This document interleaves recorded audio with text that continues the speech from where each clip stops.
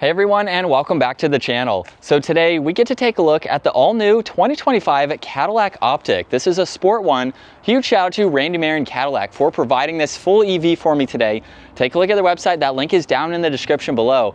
So this Optic is finished off in a crystal white and it has an MSRP at just over $53,000. Now this is powered by an 85 kilowatt lithium ion battery along with dual motors. It's paired to a single speed transmission and it pumps out 300 horsepower, 354 pound-feet of torque. That power is sent through the all-wheel drive system, propelling this 5,400 pound EV from 0 to 60 in 5.9 seconds, and it has a total range of 302 miles on a full charge. Now this also has a wheelbase of 116 inches. Its overall length is 190. It has a width of 84, a height of 65, and its ground clearance measures in at 6 inches.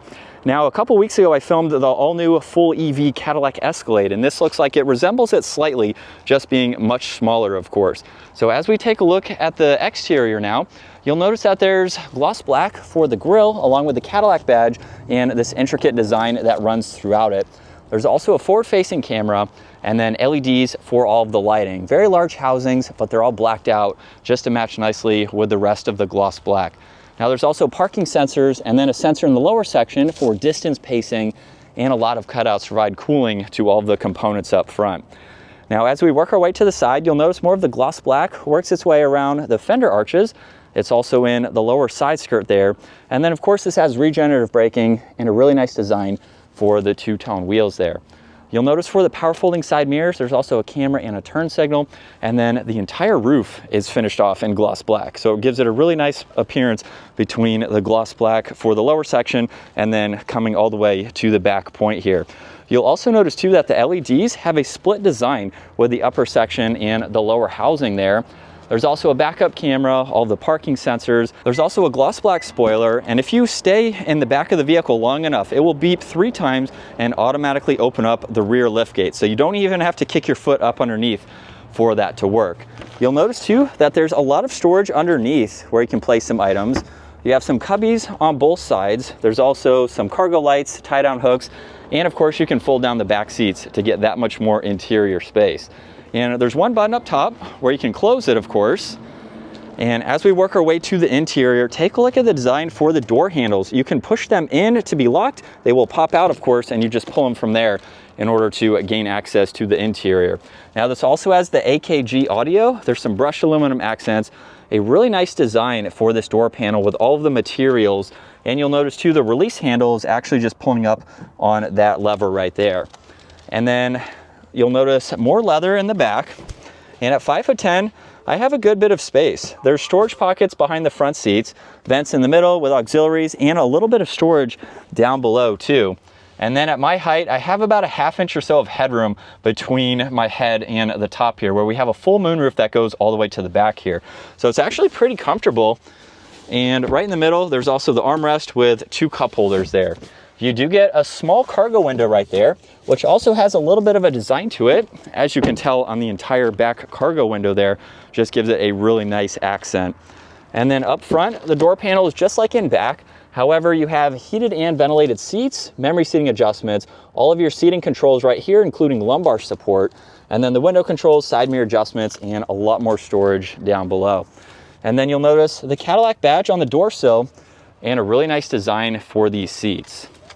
And then once we hop in, there's no button to actually start this up. Once you hop in and it feels the weight of you in the seat, all of the electronics will turn on. From there, you can put your foot on the brake and go into a drive or reverse. So that stalk is right here. So we'll start there, where we can bring up the camera system, where you have several different angles, just depending on what you'd like to see. You'll notice too, there's some information in the lower section that's always going to be fixed. You have the regenerative braking that you can get to. There's even the glove box release, so you can gain access to that. And then when you put this into drive, you can also pull up the forward-facing camera as well. So you have those settings on the left and the right. And then park is going to be located on the end of the stalk. For the rest of the screen, this is the large 33-inch curved screen between the gauge cluster and the infotainment system. So on this left side, there's a paddle shifter for the regenerative braking. You can pull that as needed. There's also cruise control settings, heated steering wheel, the steering assist. This is also equipped with Super Cruise, so that is located in the upper section there. And then on the right side, there's volume and tuning. You have shortcuts to music, Bluetooth, and voice commands. You also get additional information on this left side. So you can get into your headlight controls, and this is where you can actually get through the layout. So now we can change it. So there's no controls on the steering wheel, but we can get into the map. You can also pull up your assisted view. There's a clean view just to show your miles per hour. You have an energy view, and then back to the gauge cluster. So really neat to see that. There's also trip information. You can get into your headlights that I just showed, and there's also lane keeping assist. Now underneath that, there's one air vent. You have the liftgate release, e-brake, auto hold, and a dimmer switch for the gauges. And then working our way back to the infotainment system, you have a lot more to go through. So you have all of these icons that you can scroll through, ambient lighting, different controls that you want to get into for the glove box. You have your camera system, the charge port, which is on the driver's side, even the massaging seats that you can get into. So most of it is in the screen here, but it seems pretty easy to go through. And then you can also pull up a split view, so you can go through the nav with any content on the left. You have music, navigation, and phone, and then you can also get into the charging screen. So you can monitor all of this information and go through that. And then we have the fixed presets that I mentioned earlier with your regenerative braking along with the glove box, and you can actually shut the vehicle off. So if you're ready to hop out, you can just click on that and you're ready to leave. Now underneath that, there's a really neat trim accent, and then there's all the climate adjustments underneath that. So you have fan speed, temperature, where you'd like the air to go, all laid out very nicely. There's also some storage underneath that, and then plenty in this middle section here. You have two cup holders up top, and then you do have some shortcuts for this screen. So you don't have to use it as a touchscreen system. You can simply use these shortcuts. You even have volume too, and there's a rotary dial, so you can go through all of that, just making it much easier, of course. You do get wireless charging, and then a little bit of storage in the armrest. And this also has the digital rear view mirror. So there's that camera system along with garage door buttons and then dome lights up top. And you have the adjustment for the sunshade. This is a fixed glass, so you just have the sunshade you can open and close. And then here's a look at visibility. You have some pretty large windows, so it's easy to see in both directions. All right, so getting behind the wheel now for this new Optic. I drove the new full EV Cadillac Escalade a few weeks ago, and essentially this is kind of a similar vehicle, just a little bit smaller. So Cadillac has two brand new full EV SUVs out for this year, so you can take a look at the Escalade review as well if you'd like to see that. Now, a few things I didn't go over with all of the specs is that we actually have a few different driving modes for this model. You have Touring, Sport, Snow and Ice, and a My Mode setting, which is customizable just depending on what you want to set up with all of the different settings. So you have the steering, the tires, you have traction control basically, and your braking system too. But with this model, let's go ahead and give it a little bit of gas or a small acceleration here. And it gets up, it's quiet as you would expect. This is also a pretty heavy SUV, but that was a pretty good acceleration too for its weight and what you can do with this vehicle. But aside from that, just driving it, it's what you'd expect for a full EV. Definitely very comfortable and quiet. I will say the range is pretty good too. Just over 300 miles is pretty adequate to be able to at least maybe leave town, go to the next city or something like that. You have a pretty good range for this EV, which is nice to see, especially with range anxiety, things like that. I have been able to drive EVs as press vehicles, of course, and there's some range anxiety to some of those models, and I don't own an EV, so it's definitely something to consider. But 300 I think is pretty good for this model here, and it's just a really nice vehicle. This would be great for just daily driving. If you're looking for an EV, you want something that's comfortable but also very luxurious at the same time. We have a lot of great technology for this model too, and this isn't even fully loaded. So you can get a Sport 2, I believe, and then there may be a few other trim options. This one has a few options in it too to bump up that MSRP, but it's a really nice vehicle. Now we also have this paddle shifter that I mentioned earlier on this left side.